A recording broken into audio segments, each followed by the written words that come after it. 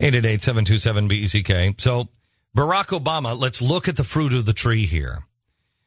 Barack Obama is saying the reason why he was in Ohio was for a woman who is stricken with cancer, going to lose her home, going to lose everything. She's just worried to death, and that's why he's here. Here's his words. So you want to know why I'm here, Ohio? I'm here because of Natoma. I'm here because of the countless others who've been forced to face the most terrifying challenges in their lives with the added burden of medical bills they can't pay. I don't think that's right.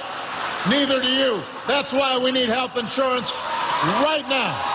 Health insurance reform right now. Jesus, guys. Right now. Really, really, really, really amazing. How many times have we heard bogus stories? Here we have the story now of a patient who is racked with worry, the cost and test of the treatment.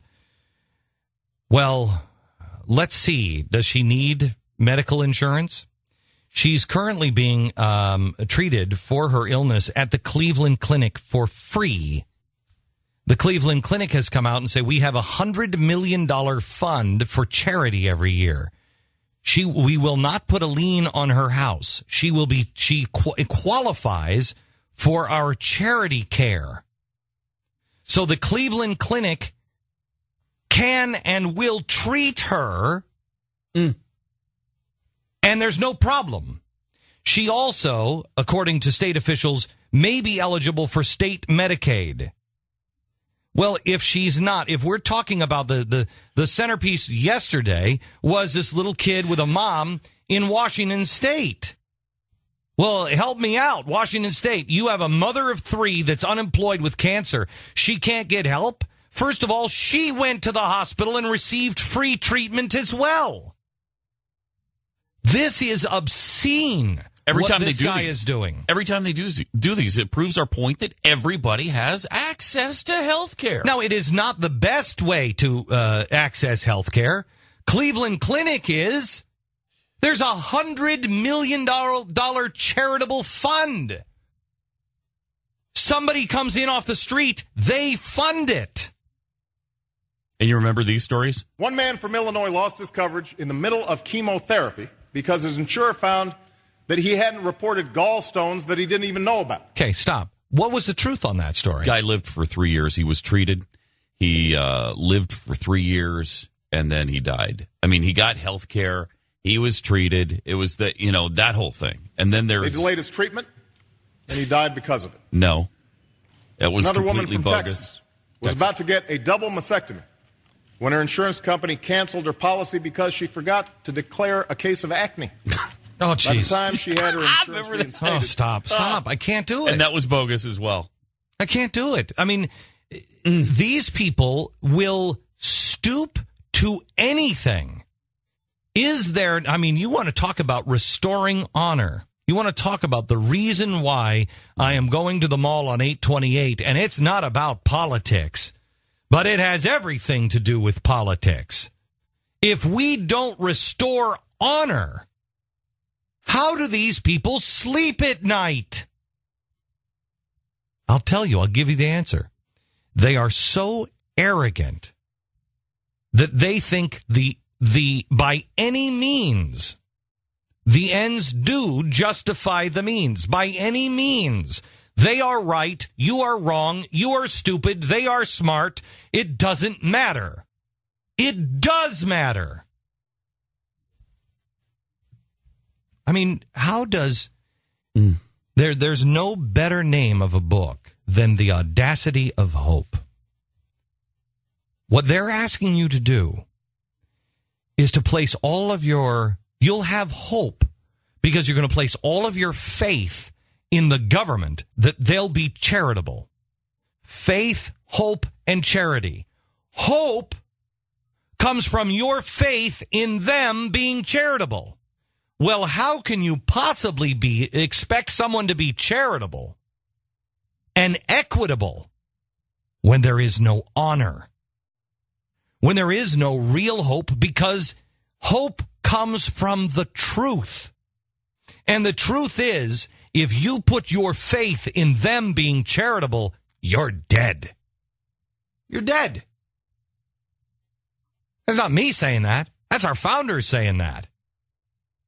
You cannot rely on government.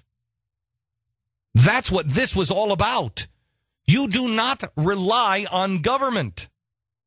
Because the government, whether it's these people or the next people or the people after that, eventually they will take that power and they will abuse it.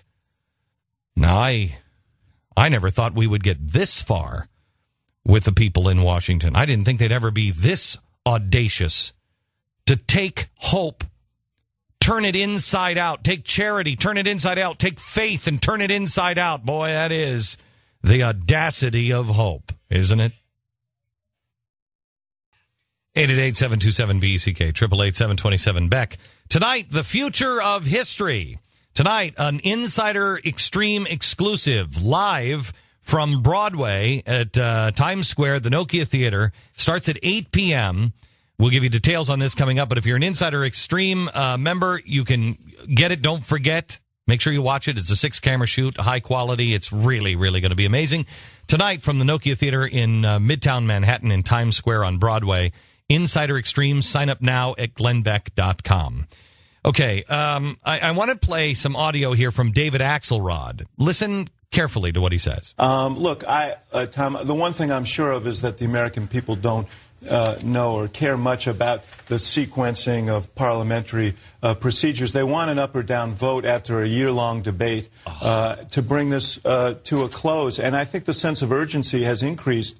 They're talking about, we don't care if they use the slaughter rule. We don't care if they use just get reconciliation. Just get it done. Those are, that's Saul Alinsky. Just don't do it is what the American people are telling them. Mm-hmm. The American people do care very much about whether or not they vote on this thing. That's what the people don't understand about the Tea Party. It is about the Constitution. Yeah.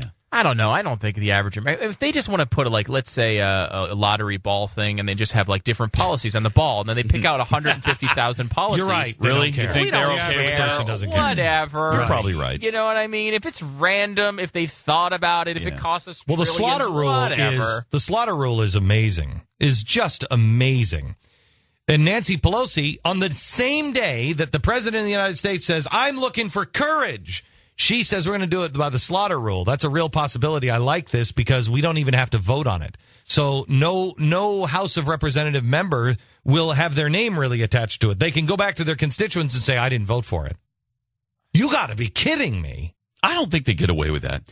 Because if you vote for the slaughter rule, which it is essential, you're voting for the bill. If you vote for the slaughter rule, that means the bill passed. Plus, it's actually worse than the bill because you're essentially letting the bill go through, and you're also breaking every rule we've come to understand in our government. I don't think that you're going to get away with this. I mean, I think that there were things that have happened with big corporations. For instance, I think big corporations were a big part of what happened on the border. Where big corporations, they need, that's why there were no busts at these, giant corporations with illegal immigration. And they were in bed. The government was in bed with giant corporations. Well, now they're in bed with giant labor unions. We didn't stand for it then. We're not going to stand for it now. In